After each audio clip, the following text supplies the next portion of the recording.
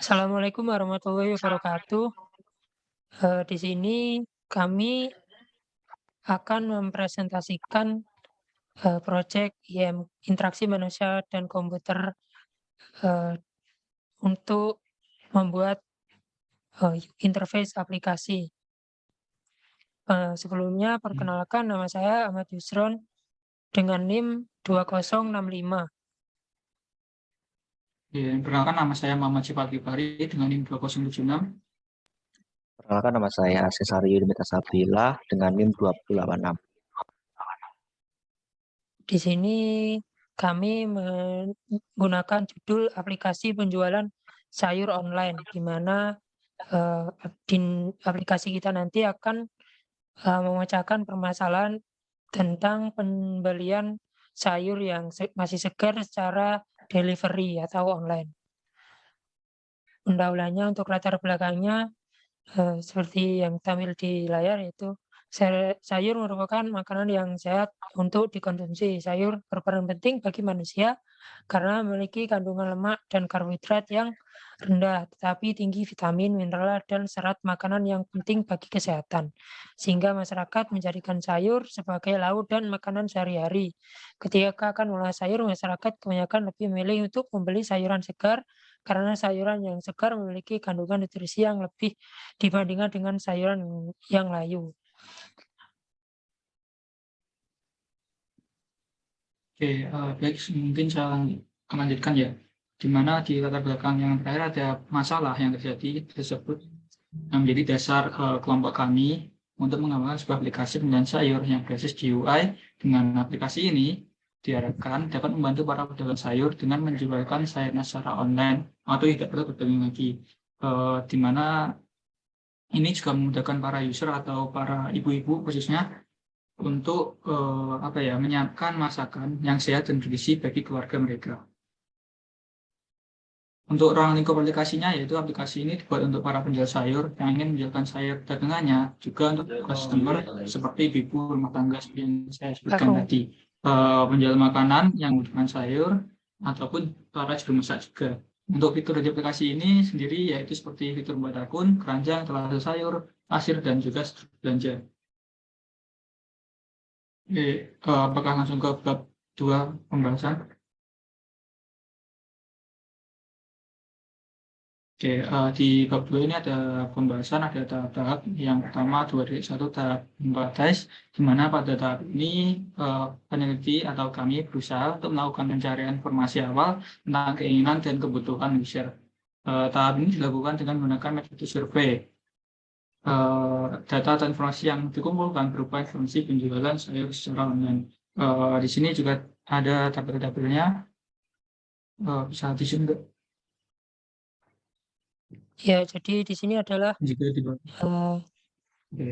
peta untuk, eee, mengumpulkan kebutuhan user, di mana tampil seperti ini. Jadi main flow-nya menentukan, eee, user menentukan masakan yang ingin dimasak, membeli sayuran dan bumbu-bumbu, memasak sayuran yang telah dibeli, menikmati sayuran yang telah dimasak.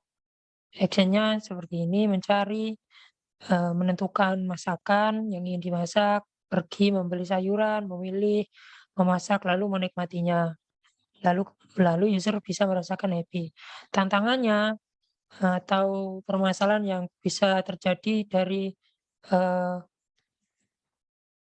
main flow di atas ini adalah, user belum tahu ingin memasak apa, user tidak tahu bahan yang diperlukan itu apa saja, user, belum, yakin bahwa di penjual sayur nanti bahan yang dibutuhkan itu ada, dan setelah ada mungkin user juga belum tentu di sana ada sayur yang masih segar, dan karena hal itu user merasa tidak puas karena masakannya tidak maksimal.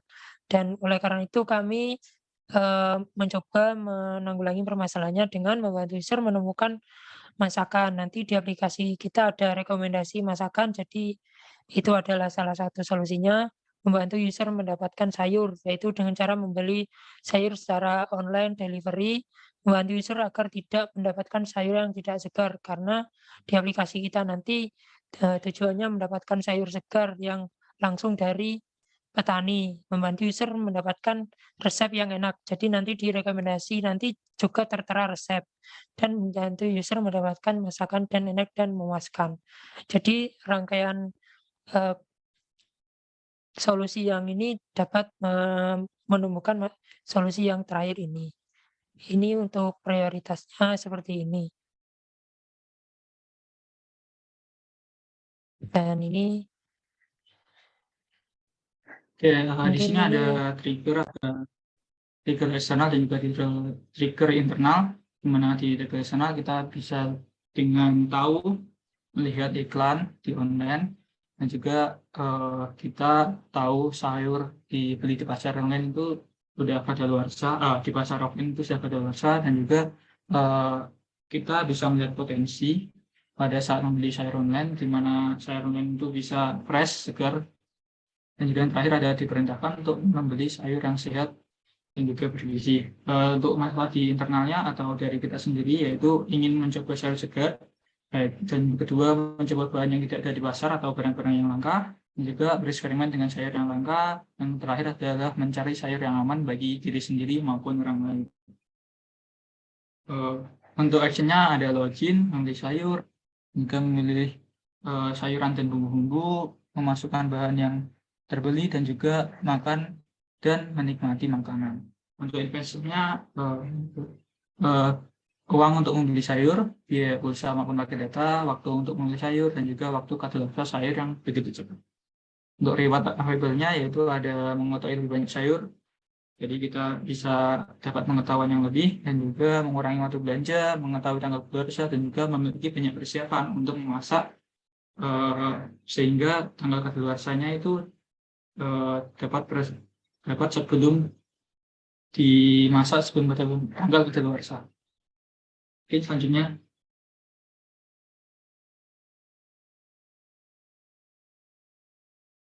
Baik, kemudian tahap defend. Kemudian pada tahap selanjutnya yaitu kami melakukan identifikasi dari data yang telah didapatkan pada tahap sebelumnya. Dari hasil identifikasi tersebut dihasilkan sebuah mapping HMIW, yaitu kita memberikan sebuah tantangan atau penanganan terhadap spekulasi masalah yang terjadi.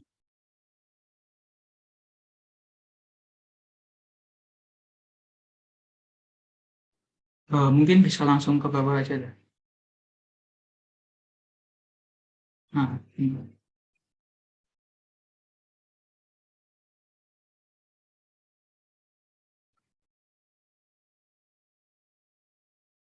Selanjutnya ada tahap IDET. Pada tahap ini kami mulai memikirkan ide dan melakukan brainstorming dengan menggunakan metode-metode desain yang dipilih sesuai dengan kebutuhan. Kemudian kami juga memberikan sebuah fitur-fitur yang sesuai dengan kebutuhan user dan tampilan yang menarik agar memudahkan penggunanya. Berikut ini merupakan ide-ide yang disusun dalam mapping DET.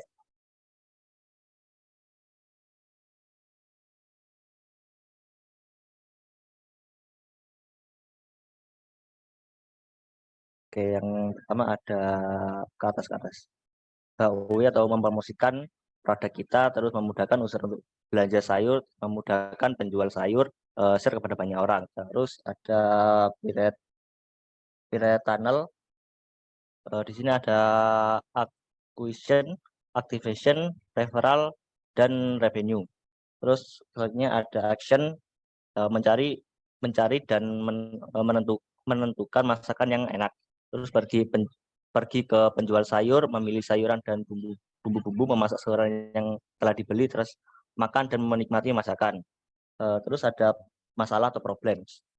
Belum tahu asalnya belum tahu ingin memasak apa dan apa yang perlu disiapkan. Terus belum tentu ada sayur dan bahan yang diperlukan. Sayur yang ada di penjual belum tentu masih segar. Terus tidak tahu resep yang cocok untuk memasak sayur, tidak puas dengan masakan. Terus ada ID atau idea atau ide lah. Di sini ada tampilan yang menarik, fitur rating komen, membagikan ke platform media sosial, merekomendasikan sayur, informasi kadaluarsa, merekomendasikan resep sayur, memberikan iklan dan poster, memberi deskripsi tentang sayur bersama dengan komunitas. Bawah. Berikut merupakan mockup yang sudah kita buat. Di sini progres kita hanya ada 3 mockup. Yang pertama ada fitur login. Coba diperbesar di arah ke loginnya. Nah, di sini fitur ini mengharuskan user untuk menginputkan email dan password. Bawah. Oh ya, aplikasi ini bernama Vegan Fresh. Terus jika sudah memasukkan email dan password, maka langsung bisa sign in. Selain memasukkan email dan password, di sini juga ada fitur untuk memakai akun email, Facebook, dan Apple. Terus setelah login, tampilan halaman utama kurang lebih seperti ini. Jadi di bagian atas kiri terdapat nama dari user, terus ada lonceng dan favorit. Lonceng ini berarti notifikasi, dan logo love ini mungkin tempat untuk memberikan favorit makanan yang telah ditandai. Terus di bagian bawah ada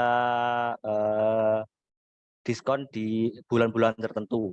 Terus di bagian, nah di sini ada 2 service yang kita tawarkan. Yang pertama itu ada vegetable store atau toko dari sayur-sayuran. Terus yang kedua ada rekomendasi makanan.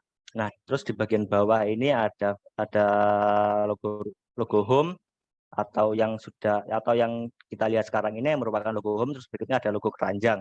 Logo keranjang ini merupakan jika kita sudah membeli beberapa barang di bagian vegetable store, maka data tersebut akan masuk ke dalam keranjang tersebut.